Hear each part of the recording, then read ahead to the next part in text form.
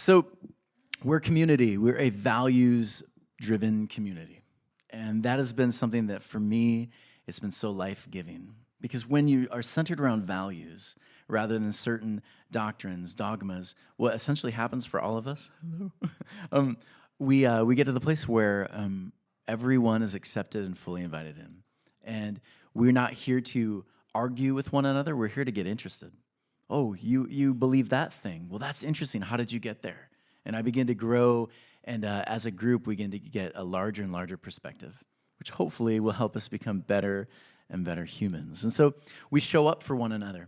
When there's an issue, when something happens, we show up. We learn to be committed to one another, committed to the journey, committed to the community. We learn to be there for one another. We learn to hold space. When something happens, we don't say the phrase, "Hey man, I'll pray for you," and walk away and never see you again. We don't do that here. We say, "I'm coming over. I'm just going to sit with you. If you need to talk, I'm right here. If you need to eat tons of donuts and ice cream and watch The Notebook, I'll hold space. Whatever it is you need, I'll do it." We ask how. How can I help? How can I be helpful? We want to be helpful people. And also we want to be open-minded. We learn to ask the questions. We don't seek an argument. We seek understanding. And those are values that we as a community have said they're important to us. And so we're going to continue learning to grow in those. We're going through this series, The Art of Deconstruction. This series is terrifying for someone like me because I get up front and I share ideas, and I'm basically trying to help you deconstruct something, and then at the end, help you get to the place where you've reconstructed and you can walk away not feeling like, what do I do? What do I believe? My world's crashing down on me. It's a fun place to be, and so I'm excited about it. So last week, we talked about the Bible. We talked about how do you view an ancient text. And so we talked about how for most of these, these are stories with deeper meaning and not literal history. We understand, again, the sun, the sun was not rotating around the earth in the story of Joshua. We understand that because science tells us so. But we understand there's actually a deeper thing going on behind the story. And so we talked about that. We looked at how every story throughout the Bible is really the same story. It's the story of Israel, but it's really the story of us. It's those moments where we go and we experience life and things are good, and then all of a sudden, ba-ba, we experience death, brokenness. For the Israelites, they would call that captivity. And so the story of Joshua, the story of Moses, the story of all of these people is really the story of Israel miniaturized. And so there's always, though, this hope, this moment of crying out, can I get through it? Will I get through it? And at the end, you step into this new you. We call that a resurrection, a new life. We have hope that there's going to be life outside of the pain and the brokenness. And we see that cycle over and over again. So the question, is it true, is a far deeper question. It's not a, did it literally happen or not? That's not even an interesting question. The interesting question is it true? Does it happen? Do we see the truth of the story in a deeper, more profound way that can be applied to all of us becoming better and better? We understand metaphor is all over in the Bible. We understand metaphor can do something far deeper than what science and history sometimes can do. Science and history teaches us how. The earth rotates around the sun. There's an evolutionary process happening. Floods happen not because gods are angry with us, because water overflows sometimes in the land when it's normally dry. Things happen. Rain falls not because you necessarily prayed for it, but because certain things happen in the environment. And that's not God being angry with you when there's not sun, or happy with you because there's rain and you're a farmer, but the guy over there who asked for no rain is now getting rain during his football game. You guys understand where I'm going with that? Yeah, good. The story, metaphor, the questions of why. Why does chaos happen? Well, sometimes we ignore wisdom and we take knowledge on too quickly without allowing it to navigate it. Wars take place sometimes when people exploit others. Sometimes empires collapse when they ignore balance. Sometimes poverty and hunger are rampant when we don't take care of the widow, the orphan, the stranger within our gates. Violence escalates when we use violence as an answer. Those things we can see deeply in metaphor. So today I'm going to talk about an interesting thing. I'm going to talk about my Middle Eastern friend, Ida. That's not a picture of Ida. I looked for a picture of Ida, and I couldn't find one. And she said, I'll send you one later, and she never did. And so I found a Middle Eastern father and a Middle Eastern daughter. Ida told me I could share some of these. Ida grew up with a lot of colloquialisms that weren't quite right. Her father came over, brought his family, and he would hear certain phrases and certain colloquialisms, and he would use them, but he would use them in the wrong way. His cultural way of viewing and saying certain things would sometimes leave the words or the phrases or the sayings a bit awkward. And Ida grew up with those, and so when she would hear them said correctly, she was like, I don't need, what is that? Wait, it's that? So let me show you what I mean. Instead of saying, this isn't my first rodeo, her father would say, this isn't the first time I've ever ridden in the rodeo.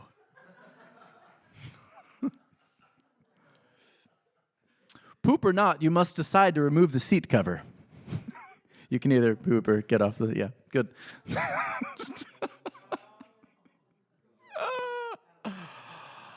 That really hits a spot. That hits all of my spots. I wasn't born yesterday. I was born today. That's what he would say. She said, it always bothered me. I didn't quite understand what that meant. The road to hell is paved with good intentions. He would say, there's a road to hell and it's paved. And he would just like leave it there. There's a road to hell and it's paved. He'd walk away. I say all of that because I find it interesting. Ideas can shift with the culture that they're in.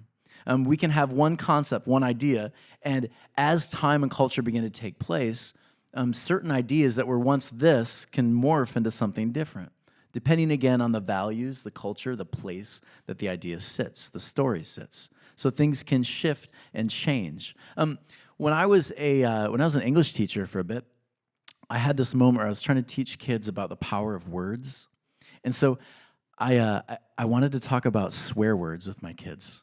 And so I said, you are actually the one that gives swear words power. And they kind of looked at me like, what?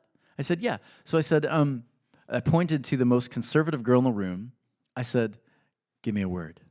She was like, what do you mean? I said, here's your chance. You can swear, and it's okay. She goes, really? I said, yeah. She goes, beep. She said one. She goes, give me another one. Really? Yeah. She just kept, just all like streamed out like years of pent-up rage. Just all of it came out. And at the end, after she had done it, I felt like she needed a cigarette or something. She was just kind of so happy because she got it all out. All the anger, all the words that she couldn't say but wanted to say, wanted to try them out. She got them out. Swear words are interesting. Oftentimes those words, they meant one thing, and then all of a sudden, years and years and years later, with culture and time, they change, they shift. There's this idea that the word shit came from ships high in transit. I don't know if you've ever heard of that. I actually did even more research this week because I heard there's an argument going on that that's not actually what it even meant. So I started to just study the word shit. And interestingly enough, it's one of the oldest in our English vocabulary. Yeah. And the word, it meant diarrhea in cattle. Yeah, it wasn't even like, human poop or whatever. It was like, that cattle is sick, and this is happening. And I thought, well, that's interesting. Most people that say that word aren't thinking of cow diarrhea. Maybe. It's just kind of morphed, changed a little bit. Most of the words that we use, those swear words, they often have a history, and the history of it has changed over time. I decided not to go through it all. But here's today I want to talk about. For many of us, we grew up with a story. And when people say, the gospel, they'll oftentimes refer to this story that has been put on posters and oftentimes said from the front. When you are learning how to be an evangelist, oftentimes they would have given you this story. We call this the story of redemption. And so the story of redemption, it goes like this. Man and woman are in a literal garden. Man and woman make a mistake. Fresh off the assembly line, they choose to eat of a fruit, and they're told not to eat the fruit. Because they eat the fruit, now they are sinful and bad, and forever now all of mankind will suffer under the decision, the curse that has now been put on them, because they ate essentially the wrong produce in the garden. They're pushed out of this garden, never to come back because they chose to follow in the wrong direction. Now, because of this, their God said, I need a death, I need a sacrifice in order to put you at one with me again. And so the sacrifice, of course, what they did is they began to offer animals in order to appease the God that they served. And so over time, we have a sacrificial system. Now, later on, Jesus steps onto the picture. And God says, instead of you sacrificing, because I need something to atone for your sin, whether you ate the fruit or not, you're going to atone for this. But instead of you atoning for it now, my son is going to die in your place. Now, I'm not going to kill him. You are. And after you kill him, he's going to rise again. And because of that, now we can be at one again. Now, that is the redemption story. Some people use a little more flowery language than I did. I just was very blunt and straight with you of what this story is. That is the story of redemption that is told by the majority of Christians in the world today, the story of redemption. And I told you, I'm going to share my ideas today. And actually, they're not really my ideas. They're very Jewish. Do you know that book, the Bible, is actually a Jewish book? They were Jewish people who wrote it. So I'm going to share from you their perspective. Because my Jewish friends, when they read this, when they hear this is how the interpretation is, they're actually a bit shocked. And so let me share with you why, for some of us, this story has become a bit destructive. Let me put this story in a new twist, more modern. Let's say I have a car. I have a really nice car. I don't actually have a really nice car, but pretend I do. Pretend I have a car that's worth like $400,000. Donovan, what would a $4,000 car look like? $400,000. What would that look like? Bentley? Like, give me a name of a... I don't even know how to say that word. A Tesla semi-truck. Okay, let's go with that. Nice. I'm rolling around the city in my Tesla semi-truck, and I am like the envy of everyone. And one day, you come to me and you're like, dude, I want to roll around in your semi-truck. I want to drive that thing. That thing is sweet. And I say, it is a nice car. I'm going to let you drive it. Be careful. Please don't take it on the 405. Please don't crash it. If you do, there are consequences. You're like, dude, no worries. I'm just going to drive it around a little bit. Just going to test it out. Check out those brakes. Do whatever semi-trucks do, because I've never driven one. So you drive it, and it's going really well. And then all of a sudden, you're like, man, but this thing could really come alive on the 405. Like, I feel like I could really just let this thing rip. So you get on the 405, and you're like, I don't know what this someone does.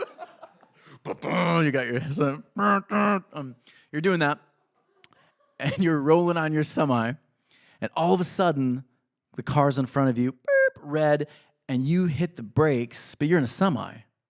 Yeah, this works really well. You're in a semi, and it doesn't stop as quickly, and all of a sudden, before you know it, you plow into the cars in front of you. Yep. And we're not talking cow diarrhea. There's destruction. There's chaos on this road. You come to me, and you're like, Tony, I destroyed your semi-truck. And I look at you and I say, that's really bad news. I told you there was going to be a price. The price is I need something to die. Can you imagine if I said that to you? You broke the what? Well, that's fine, but I need to have a murder take place. Something, I need to kill something. Something needs to be killed. And you'd look at me and you'd say, what's wrong with you? It's just a car. I get it's a lot of money. I'll take out a loan. I'll give you I get that you can get money, but we made a deal, and I need blood.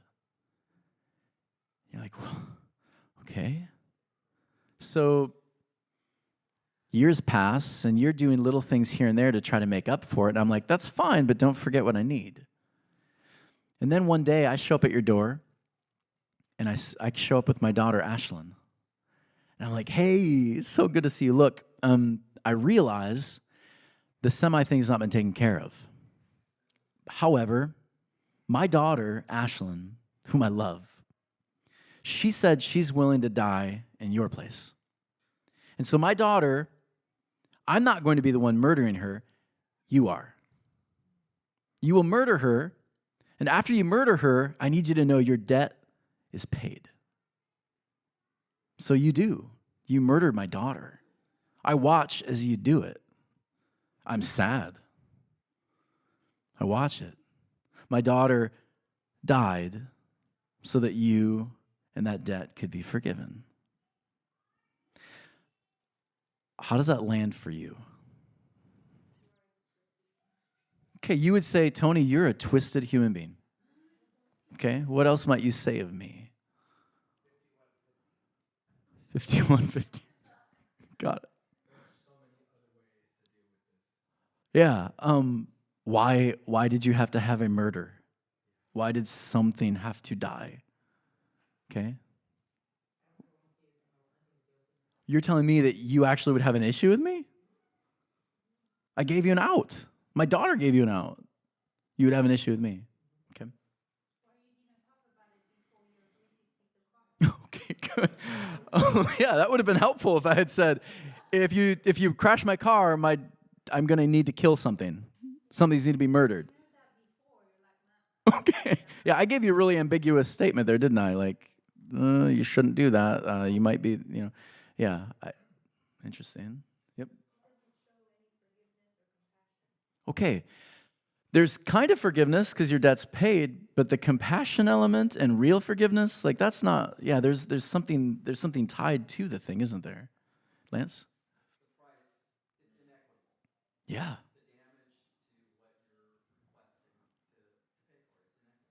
It's a car. Yeah.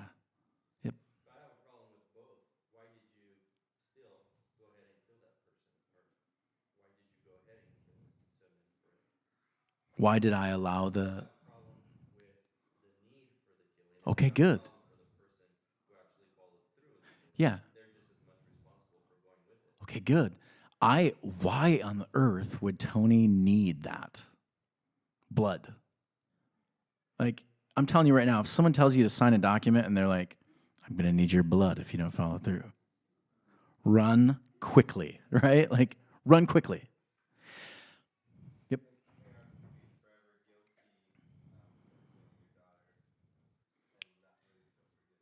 Okay, good. Would you come to my house anymore? I did a great thing for you. My daughter did a great thing for you. You wouldn't come to my house? Interesting. So you're telling me that because of this deal I made with you and the actions that took place, it actually has caused more space between us than brought us closer. Okay. So here's what I want to show you about the story of redemption that is in 99+% of Christianity. When you have that approach, when you read the story this way, it oftentimes can center around guilt, shame, and fear. When I approach now you, or when you approach me now, there's always going to be that shame and guilt and some fear. If you're capable of that, if you're desirous of that, can I trust you? Guilt, we know today psychologically in the mental health field, guilt produces some really toxic things in our lives. When a guilty person feels guilty, they'll do things like self-punishment. Children who cut and adults that cut, they're not cutting because they're like, oh, I just want to be an emo kid. I want to look cool. No, it's because they don't feel anything, and when they cut, they finally feel something. Because they have been given so much fear, guilt, and shame that when they finally hurt themselves a little, they actually feel something again. That's what guilt can do. Guilt can also help us get to the place where we just avoid the person altogether. We get to the place where there's resentment that's built, right? I resent you for putting me through that. Like, there's got to be a better way, you said. Anxiety, health problems, it all happens. A feeling of constant helplessness of a debt that's been owed. Think about this. If the message looks like that, if that's your gospel message, and you're going overseas to share that with others, Think about this. We are the unhealthiest, most anxious culture in the world. And we're going over to Africa, which the anxiety in most of these countries is pretty minimal. They've learned to be happy without having much. And we're taking a message of guilt, shame, and fear. What does that do to our message in the world? I'm just throwing out questions. Another thing I find interesting about the story of redemption in that way is that it is not transformative. Here's what could happen potentially. If I did something wrong, then here's what I could do. I could just fall back on the ritual. Well, Ashland did pay for it, so I don't actually have to deal with my accident. I don't have to become a better driver, do I? Because I can just say the prayer, I can rely on the ritual. Have you ever heard people say this? Like they'll do something, they will run off, they'll cheat on their husband, they'll go and they'll hurt someone, they'll go and steal from someone, they'll do whatever the thing is that's bad ethically in our culture. And then you'll hear them say, you know what though, I'm an evil person, I'm bad, but I'm praying about it. I'm reading my Bible again. And you want to say to those people, well, okay, you're doing the ritual. Have you gotten counseling? Have you tried to figure out why the cycle keeps continuing? Have you gone and gotten help? Are you trying to figure out a way to be transformed? Or are you just relying on the thing saying, oh, I missed the mark, I'm a sinner? Because that story is actually not very compelling. Imagine over and over again, someone comes to you and they punch you in the face. And you're like, dude, why do you hit me in the face? Oh, I'm sorry, man, my humanity showed again. I'll try not to do it again. And then 2 days later, bam, they hit you in the face. Oh, sorry again. I would not want to be your friend. A transformative gospel would say this: why do you keep hitting me in the face? What's going on in your life that causes you to keep hitting me in the face? Can you not hit me in the face anymore? Like, those are the things that would cause one to change and shift rather than just simply falling back on the thing. Here's another thing I want you to know.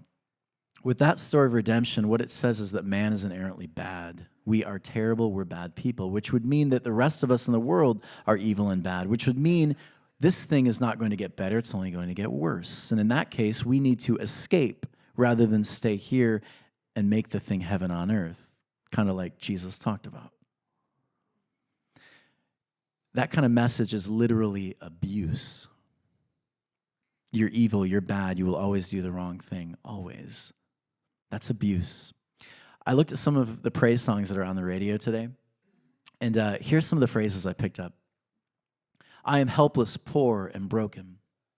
There's nothing good in me. I'm just a beggar in the presence of a king. Amazing grace, how sweet the sound that saved a wretch like me. Your grace, I don't deserve it. I could never afford it. Lord, I was the lost cause. I was an outcast, but you died for sinners just like me, a grateful leper at your feet. These phrases, it's interesting. I used to be a praise and worship leader, and I remember when I wanted to get people to get emotional, cause people to do something, cause people to cry and really connect with the song, you know what I would do? I would talk about the cross. And what would happen every single time, people would come forward crying. And it used to always kind of, to be honest with you, pump my ego.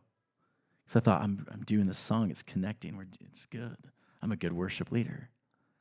And then I started to ask the question, why are they crying? Are they crying because they feel guilt and shame? Why do they feel guilt and shame? Because if that message is truly freeing, they shouldn't feel guilt and shame and fear. Think about this. You have children, some of you. What if I were to take your kid to the side and just tell them over and over again, you are helpless, poor, and broken. You're just a beggar in the presence of a king. There is nothing good in you, and I need you to know that. I need you to accept that. You don't deserve grace. You are a lost cause, son. My love is conditional. As I'm saying that, I'm seeing some interesting facial expressions. Talk to me right now. Okay, rightfully so. What else? How did that land for you, me saying it that way? I was trying really hard to Why do you want to cry? Tell me about that. Why? Okay. Got it.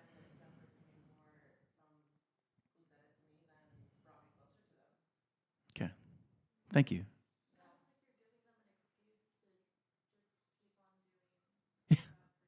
Yeah, what a great excuse to keep doing the thing you're doing.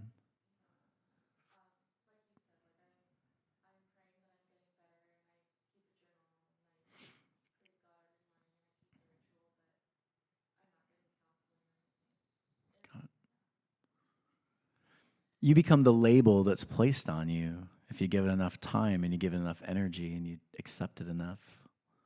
And this is the stuff often I see with people and the good news that they're given of the cross. I want to talk about the cross. I want to talk about sacrifice for a moment. I'm going to get heavy. Are you guys okay with that? I'm going to pull like a lot of interesting research and stuff. I'm going to show you different research articles. You may want to pull your phone out, take a picture of it, pretend that you're going to read these books later on, but at least you can say you took it. All right? Here we go. There's this guy named Augustine. We've talked about him before. Original sin was not a belief that the Jewish people had. This was brought around 396 AD. They don't know exactly when he got out of bed and was like, aha, I've got it. But here's what happened with Augustine, and you've heard it a couple times before. But basically, Augustine, dad was in the ministry. He left. He became the prodigal. There are interesting stories about what he would do with his free time during his time off from ministry. And finally, he goes back, and he tried over and over and over again to be good, to do the right thing. But he found that no matter what he did, he always had guilt and shame and could never be perfect.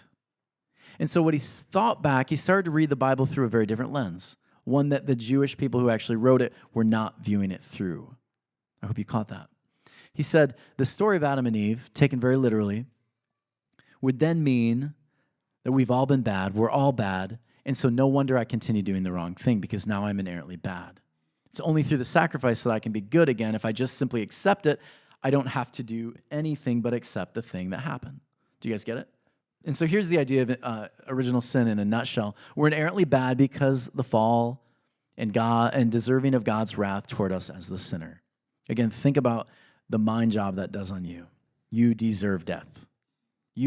Many of you brought up hearing that. You deserve to die.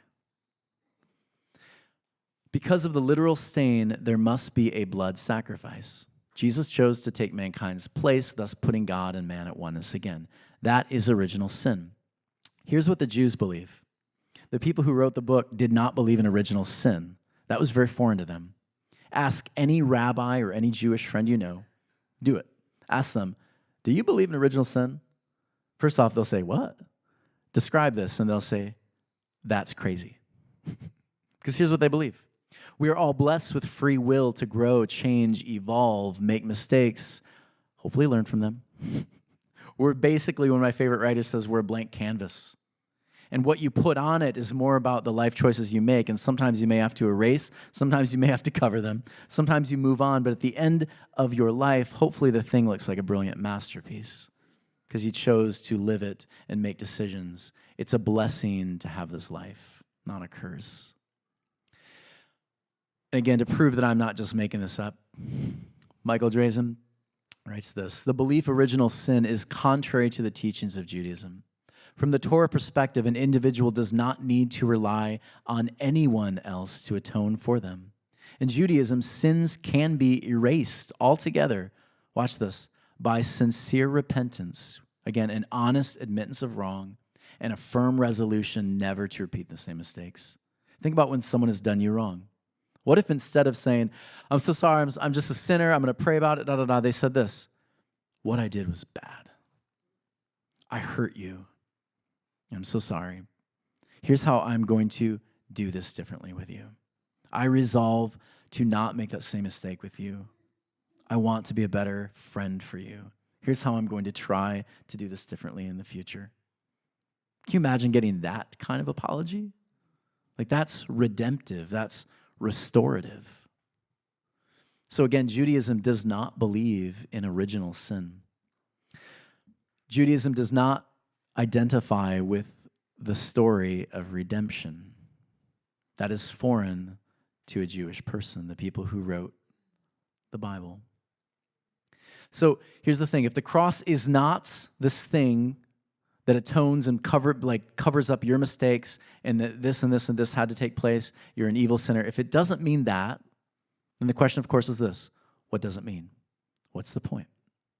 So here we go. Let's talk about sacrifice for a moment. These are Aztecs. They said that their sacrificial system and their altars were constantly running with blood. Do you know who else that was said of? The Romans said that of the Jews in the first century. Interesting. Anyways, the Aztecs, what they did is they sacrificed their soldiers, their most elite soldiers, and oftentimes if they needed to keep some of their elite soldiers, they would use other countries that they conquered and sacrifice their elite soldiers. Because for them, they valued war. They valued the warrior. And so when they gave sacrifice to their gods, acts of appeasement to put them back in oneness, or they wanted rain to fall, or they wanted certain things to happen, they would sacrifice to their gods. The Greeks had a very similar thing. They sacrificed bulls. They would also have various rituals that revolved around all kinds of things. But that's the Greeks. And again, it was all about reconnecting to up there. Every single culture had a sacrificial system. Cultures far older than Judaism. The Babylonians had one. They would sacrifice their children. They would actually sacrifice, watch this, their firstborn. Because that's what they valued most. And the firstborn being the male firstborn. Ever wonder about like Abraham and Isaac in that story? Yeah, that story is actually this deep moment where Israel says we're not going to do child sacrifices. It's a really heavy story. It's an act against violence, that story. It's a group of people saying we are choosing to act differently, move away from violence. Now, some might argue you're still murdering, killing a lamb. Back then, a lamb was, it was cattle. It was part of the agrarian culture that they had.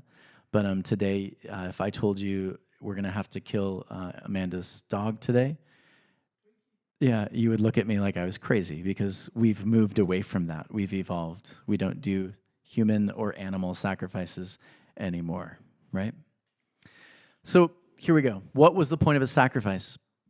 I have read books and books and books and books and books about the history of the sacrificial system. Ask me how exciting that was. It wasn't.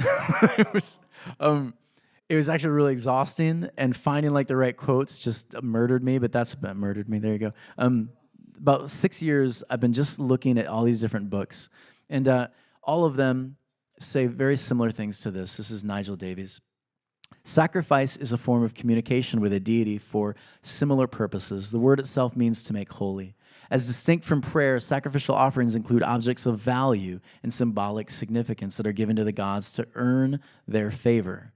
The gifts can take many forms, becoming sacred themselves through ritual consecration. The gods might be offered the most desirable foods. Again, if you're a Greek, you're offering wine, food, everything. So again, historians, however, have often regarded blood sacrifice as the most powerful way to appease the gods. This was something that every culture had for a time. Watch this, though. I found this really interesting. It was not unusual for societies to engage in both animal and human, although the historical trend has been toward the sharp reduction in the latter. As we have evolved and grown as a civilization, we have moved away from the need for human sacrifice and sacrifices altogether. Anyone excited about that? Is this too much gray matter talk going on, by the way? I promise I'll keep moving. Good. Here, take out your phones if you want to read some of these books. Have at it. There's another page of it. But that's true. There's a lot of books you can pick up that show and say the same thing. And Israel's story is always found in every one of those books, every single one. So here's the thing. This is what sacrifices did for ancient cultures in that time period. And by the way, watch this. Israel had their own sacrificial system. It looked just like the majority of other empires in that nation. When Israel goes into the wilderness, they have this interesting mobile sanctuary. Do you guys remember what it was called? The tabernacle. It had a holy place, the most holy place. It had a wash basin in the front. Inside it had these candles. It had other wash things. Inside it had the most holy place, the Holy of Holies, where there's these angels on either side, and you'd have the, what in the middle? Anyone know? Ark of the Covenant. Good. Egypt, a tribe much older than Israel, had a military temple that they would take all over in the desert with them. It had a holy place, the most holy place, a wash basin on the outside. Inside it had candles lit. It had wash basins in there. On the most holy place, they had a statue of Horus with wings like this around the bed of the king. Interesting? Here's the thing. They used what they had. They worshiped the way they knew how to worship. And they took from those things what they found restorative, and they left behind the things that weren't. Anyone happy that the Israelites stopped sacrificing humans? Because they did for a time. We see that all throughout the Bible. He says, the Bible you see over and over again, stop sacrificing your kids to Moloch. Can you just not do that? There's all these moments there because these people, these ancient nomadic people who are fairly young on the scene as far as history goes, they were learning to reorder the world. They were learning to re-navigate what it means to be human, to be a tribe of people. And they were figuring things out as they go. 40 years in the wilderness, a time of learning and unlearning. That's the idea behind 40. And so you get all these interesting verses where it says, those acts are detestable. Don't burn your sons and daughters as sacrifices to God. Anyone happy we don't have to say that to our friends? Like, that's not advice we have to give out anymore. Over and over again, if any of them offer their children as a sacrifice to Moloch, they must be put to death. Yeah, interesting. Again, like death for death. You'll see this over and over again. We're moving away from human into animal sacrifices. For Israel, what they sacrificed was a lamb. Anyone ever wonder why a lamb? Because it wasn't just them saying, a lamb. We should kill that. we got quite a few of them over there. Let's just kill them. We'll give them to our God. He'll be happy with that. Here's what happens with lambs. And there are all these interesting stories in many of those books where it would talk about, as an Israelite, you were often had herds, flocks, herds, I don't know, lots of lambs, sheep, flocks. And what would happen is a wolf periodically would get into the area. What a wolf would do was terrible. A wolf would get in and he would rip the lamb. He'd find the lamb and they'd take them right by the neck and they'd rip that jugular. And then they'd pull the dead body and just gnaw on it and eat it and then leave what the remains behind. It was always the lamb, the weakest of the flock, that was taken and eaten. And that is an injustice in the eyes of the farmer. It's also an injustice when you just think about how beautiful a little lamb is, how weak it is, how vulnerable it is. For Israel, they saw themselves in the lamb. Just like the Aztecs saw themselves in the powerful warrior, just like the Babylonians saw themselves in their sacrifice. For them, they referred to themselves as the lamb. The nation that, again, has been taken over and over and over again. Brutalized, beaten, tortured, put in captivity. There's this verse in Isaiah 53 that many people say is Jesus. The truth is, the writer Isaiah, he's a scribe and he's writing for the king Hezekiah. And Hezekiah is using metaphor to refer to the kingdom of Israel. And if you read around the text, you'll understand that. This is not a prophecy. They didn't write like that. Now, interesting that it would fit really well, and we'll talk about that in a little bit. But here's what it says about Israel. Again, metaphor as a man. He grew up like a tender shoot, like a root out of parched ground. Again, when you understand where Israel comes from, the desert, you'll understand the different references here that Isaiah is making. No appearance should we be attracted to him. Man of sorrows, acquainted with grief. Despised, we esteemed him not. Surely our griefs he himself bore, and our sorrows he carried. Yet ourselves esteemed him stricken, smitten by God. That's how they viewed themselves. crushed for our iniquities, pierced for our transgressions. Oppressed, he was afflicted. He did not open his mouth. Like a lamb that is led to the slaughter and a sheep that is silent before its shears, so he did not open his mouth. That's how the Israelites saw themselves as a people. People who are broken, hurt over and over again. The sheep, they're part of a flock that has a wolf come in over and over again, taking the poor lamb. That's how they saw themselves. I'm not the only one that thinks this, by the way. Every Jewish scholar believes this is a reference toward Israel. And if you even Google it, the suffering servant, I wanted you to see this. The first thing you'll notice is it's argued that the servant represents the nation of Israel. When you've been told a certain thing your whole life, it's a surprise and you begin to realize there's actually something bigger going on here. So Jesus, what I want you to understand, the cross moment is something really, really powerful. It is way bigger than this idea of original sin. The cross for a Jewish person seeing Jesus would have been something they identify with, because they feel they are called to order the world, not by more violence, not by becoming a wolf, but by learning how to live peacefully, lovingly, forgiving those who persecute you. Jesus becomes this beautiful picture of the Lamb. And so there's no big surprise that you see all these references toward Jesus and the Lamb, and all these Old Testament references to Jesus. They're showing you Jesus has become the new symbol for Israel. Think about this. On the cross, at Passover, there's this hill called Golgotha, where Jesus is crucified. There's another hill on the same time frame, another sacrifice would have been made. Do you know what the Jewish people were doing on Passover night? They were sacrificing a lamb. And do you know that you could see from one hill to the other one very easily? Do you see what the writers are trying to show you? The two are the same. The one is becoming now the symbol. It's no longer the lamb. It's Jesus. Is anyone getting this? Oh. So instead of the lamb, we talk about Jesus. When we talk about injustice, when we talk about how to live in the world without fear and brokenness and living in the face of injustice, a lot of us, we talk about Jesus. Jesus becomes the new symbol for Israel of how to live and breathe and function in a world that is unjust. Let me read another thing too. Tell me if this sounds familiar to any of you. And actually just stop me when you hear something that you're like, wait, hold on. This comes from Psalm 22, the most read psalm on Passover night. You guys ready for it? Here we go. My God, why have you forsaken me?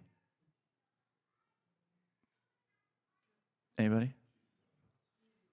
Perfect. Why are you so far from me, from saving me, from the words of my groaning? You are holy, enthroned on praises, Israel. In you, O fathers, trusted. They trusted, and you delivered them. To you they cried and were rescued. If you they trusted and were not put to shame. What were those people yelling at Jesus on the cross? If you trusted, come on now. Let me give you more. I am a worm and not a man, scorned by mankind, despised by the people. They mock me. They make jokes at me. They wag their heads. He trusts in the Lord. Let him deliver him. Let him rescue him, he who delights in him. Let me give you more. Again, this is Psalm 22. I can count all my bones. They stare and they gloat over me. They divide my garments among them, and they cast lots for my clothing. See a connection, anybody? The question, of course, many people ask is, well, then did it literally happen in the Gospels? Here's my answer. I don't know. But I can tell you why they put that there. They want you to make the connection between Jesus and Israel. They want you to see the deeper connection. Why have you forsaken me? Think about that if you're an Israelite. Your temple was just destroyed in 70 AD again. You're asking, are we going to survive this thing? Is our entire way of life gone? Is Judaism dead? How do we respond? Why have you forsaken me? Has anyone ever went through something and you thought, am I all alone now? I just went through something horrid. Is anyone here with me? Because that's how the Jewish people were feeling at that moment in 70 AD. When we feel forsaken, here's the message that Jesus on the cross gives. Though you're in pain, you're in brokenness, you're not alone. And also there is hope on the other side of this. All those who see me mock me. They hurl insults, shaking their heads. Anyone in this room ever feel rejected? Anyone ever feel like you did the right thing and yet no one wants to walk with you? I love this because Jesus' story is this. Though we face rejection, though you did the right thing and maybe not everyone understands, you can hold your head high. You can hold your head high knowing you did the right thing. And there's beauty in that. A pack of villains encircle me. They pierce my hands and my feet. All my bones are on display. People stare and gloat over me. They divide my clothes among them. They cast lots. There is injustice in the world, am I right? There is. There'll always be as long as we have freedom to choose. We hope we'll start making better choices. But there's always going to be that. But you have a response. Do you respond with love or more anger? Because for Jesus, the most beautiful moment on the cross for them as an Israelite nation, seeing themselves in Jesus, is this: Father, forgive them. They know not what they do. We can choose to order the world differently. We can recycle hate with love. And that was the real beauty of that message there at the cross, was that we can choose to reorder this thing. We don't have to, like our ancestors, turn and respond with more violence. We can actually, in 70 AD, when our temple's destroyed, we can turn and we can find a way to live heaven on earth, even in the middle of captivity. You can live in that place, in that brokenness, and you can find a way to be fully alive and free. Isn't that a good message? So again, Jesus, the beauty of the cross, when you understand it this way, from the original perspective, the thing hums, doesn't it? Like it hums. There's no guilt and there's no shame in that. Jesus becomes the new symbol of life. And here's the thing. You and I are invited into it. Here's what I wanted to share with you. This view, it actually has an extremely high view of humanity. I wasn't supposed to leave the red up there, but I did. Now you get what I'm about to say, so that's fine. It's interesting, when Jesus, at the end of the Gospels, before he leaves, he says to his people, he says, you will do greater things than me. That doesn't sound like a message of like, you're a terrible, evil sinner and you need a blood sacrifice to cover you. He says, I see extremely good things in you and potential that's going to reshape the world. And the invitation is, will you walk in it? We're not originally fallen people. We are the new Adam and the new Eve that begin reordering the world. Anyone like that? Yeah. That's why, again, the Bible says you're the new Adam, right? Jesus, the story goes, he comes out of the tomb, and Mary says, are you the gardener? They didn't just place that in there for fun. Are you the gardener? I wish Jesus said, yeah, because I am here to reorder the world. I'm here to make things grow. Because out of death comes new life.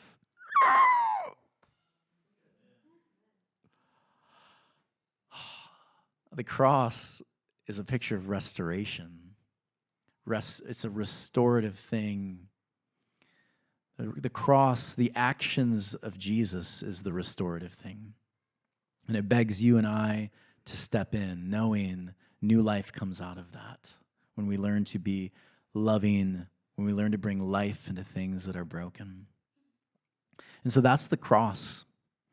And that's how I began to view the cross, because I began to read and understand the deeper things going on at that time in that culture. And for me, when I sing about the cross now, I have to tell you, if you see me crying, it's not because I feel bad. It's not because I have guilt and shame and fear going on in my head. It's that I feel so free because I'm living it. And I've chosen to stumble through trying to be a better human and respond with love. Anyone that knows me on Facebook, you know I stumble.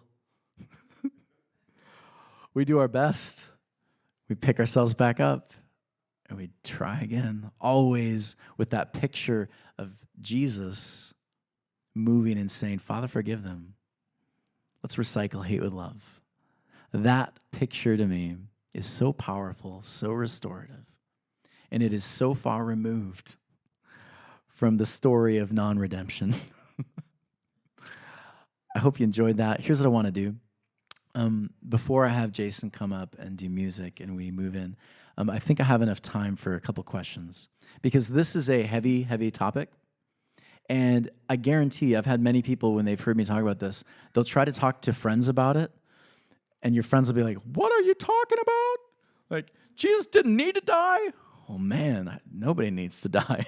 But he chose to, didn't he? He chose to carry that message that was so radically different, which got him murdered, of course. And his response was one of Israel's. But when you try to say that, yeah, people kind of look at you different. Unless, of course, you're talking to a Jewish person who, like, that's their book anyways.